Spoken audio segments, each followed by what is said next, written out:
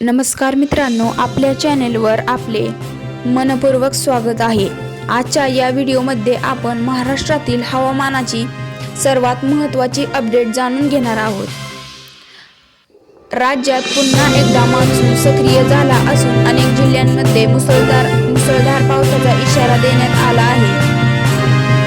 कोणत्या जिल्ह्यांमध्ये जोरदार पाऊस पडण्याची शक्यता आहे, कोणत्या भागात नागरिकांनी सतर्क राहावे आणि शेतकऱ्यांसाठी ही बातमी किती महत्त्वाची आहे याची सविस्तर माहिती आपण या व्हिडिओमध्ये पाहणार आहोत। चला तर सुरुवात करूया आजच्या मुख्य बातमीपासून। महाराष्ट्रात गेल्या काही दिवसांपासून पावसाने विश्रांती घेतली होती, त्यामुळे अनेक भागांमध्ये उकाडा वाढला होता आणि शेतकरीही पावसाच्या प्रतीक्षेत होते। मात्र आता हवामान विभागाने दिलेल्या ताज्या अंदाजानुसार राज्यात मान्सून पुन्हा सक्रिय झाला आहे। पुढील काही दिवस अनेक जिल्ह्यांमध्ये मध्यम ते मुसळधार पावसाची शक्यता व्यक्त केली आहे।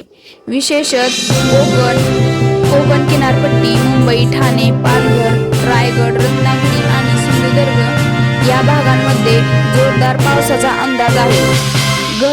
घाटमाथ्यावरील काही भागांमध्ये अतिवृष्टी होण्याची शक्यता नाकारता येत नाही, त्यामुळे स्थानिक प्रशासन आणि नागरिकांना सतर्क राहण्याचे आवाहन करण्यात आले आहे। पुणे, सातारा, कोल्हापूर आणि सांगली जिल्ह्यांमध्येही अनेक ठिकाणी पावसाच्या जोरदार सरी पडू शकतात। मराठवाडा आणि विदर्भातील काही भागांमध्येही हलका ते मध्यम स्वरूपाचा पाऊस होण्याचा अंदाज हवामान विभागाने व्यक्त केला आहे। दरम्यान देशभरात अंदाजाचा जून महिना सरासरीपेक्षा कमी पावसाचा ठरला आहे, त्यामुळे खरीप हंगामातील पेरण्यांवर काही प्रमाणात परिणाम झाला आहे। मात्र आता मान्सून पुन्हा सक्रिय होत असल्याने शेतकऱ्यांना दिलासा मिळण्याची शक्यता आहे। पुरेसा पाऊस झाल्यास पिकांच्या वाढीस मोठी मदत होणार आहे।